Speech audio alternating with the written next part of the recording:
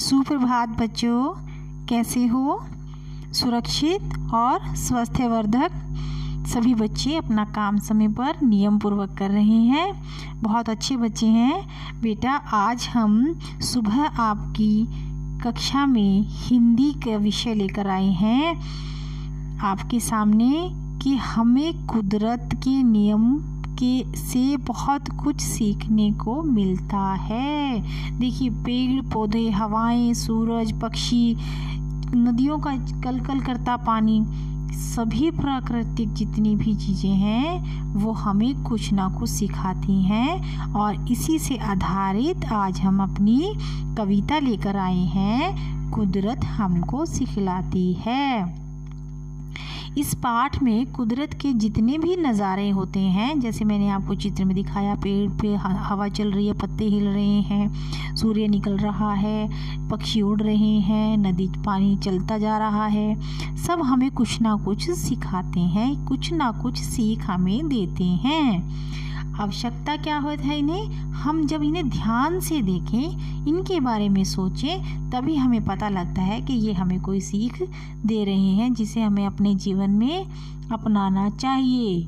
आइए कविता पढ़ें। कुदरत हमको सिखलाती है आपस में मिलजुल कर रहना। नदियों के पानी को देखो कैसे है ये बहता रहता। बारिश, धूप, हवाएं, सर्दी अपने तन मन पर सहता है, लेकिन पानी कभी न रुकता और हमेशा ही कहता है। देखिए, इसके अंदर आपके जो कवि हैं वो आपको क्या कह रहे हैं? त्रिपुरारी जी आपके कवि हैं और उन्होंने कविता लिखी है और कहते हैं कि जो कुदरत के नज़ारे हैं वो देखिए, सभी हवा, पानी, पक्षी सब मिलजुल कर रहते हैं। धूप तेज है ना, सभी मिलकर रहते हैं और हमें भी सीख मिलती है कि हमें भी मिलकर रहना चाहिए। और नदियों का जो पानी है उसे आपने देखा है, चाहे कितनी बारिश गिरे, चाहे कितनी तेज धूप निकले, चाहे कितनी तेज हवाएं आए, या ठंड है, सर्दी है, वो जो नदी का पानी है ना वो सब कुछ सहन करता है।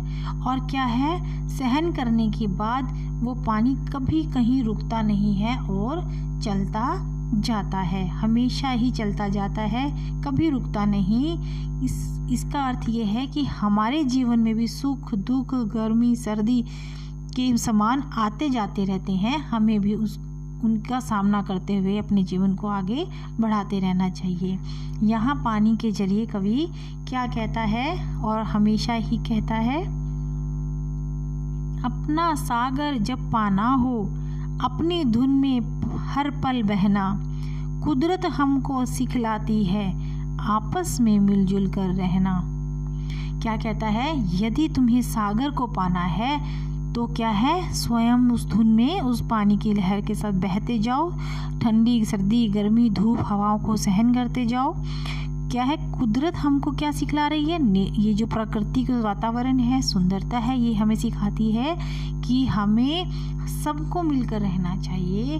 धूप, छाँव, पेड़ पौधे, पशु पक्षी सब क्या है, इन सब के साथ मिलजुल कर अपना काम करते हैं। बागों के फूलों को देखो 100 रंगों में ये खिलते हैं, ऐसा भाईचारा इनमें हंसकर ही हरदम मिलते हैं।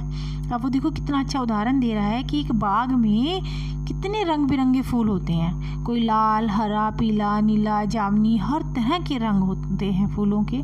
कोई गुलाब है, कोई गेंदा है, कोई चमेली है, लेकिन सब के सब एक साथ लगे हुए और एक साथ खिलते हैं तो कितने सुंदर लगते हैं।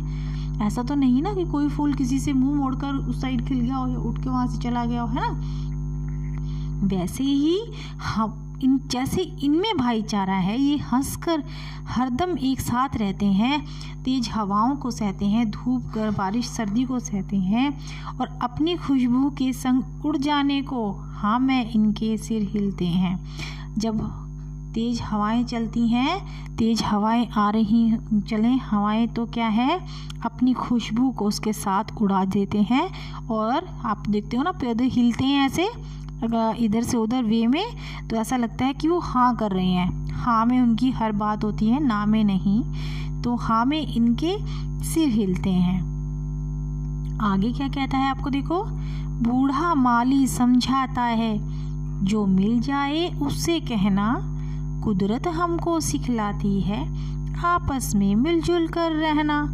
अब कवि क्या कहता है इसमें कि एक बूढ़ा माली है, जो कभी मिल जाए तो उसे यही कहना, क्या कहना चाहता है कि कुदरत प्राकृतिक हमको सिखलाती है एक दूसरे के साथ मिलजुल कर प्रेम पूर्वक भाईचारे के साथ रहना।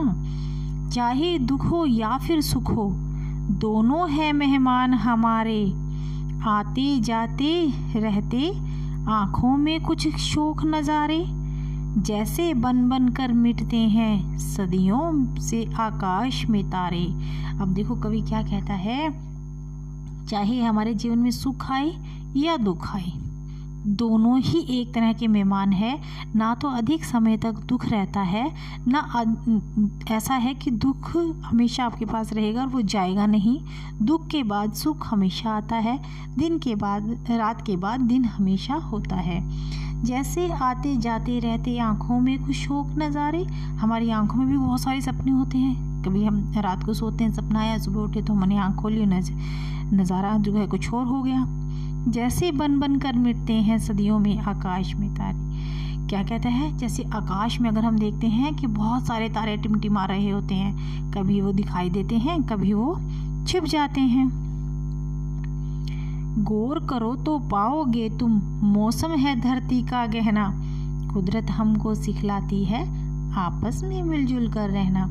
क्या है देखो, आखिरी पंक्तियों में वो क्या कह रहा है कि अगर तुम ध्यान देकर देखो तो यदि प्रकृति कभी सर्दी, गर्मी, बसंत ऋतु आती है ना, तो उससे क्या है, हमें क्या सीख मिलती है, नए पत्ते आते हैं, पत्ते झड़ जाते हैं, बसंत ऋतु आने पे फूल खिलते हैं, सर्दी आती है तो ठंड होती है। हर किसी मौसम का हमारे जीवन में बहुत अधिक महत्व रहता है।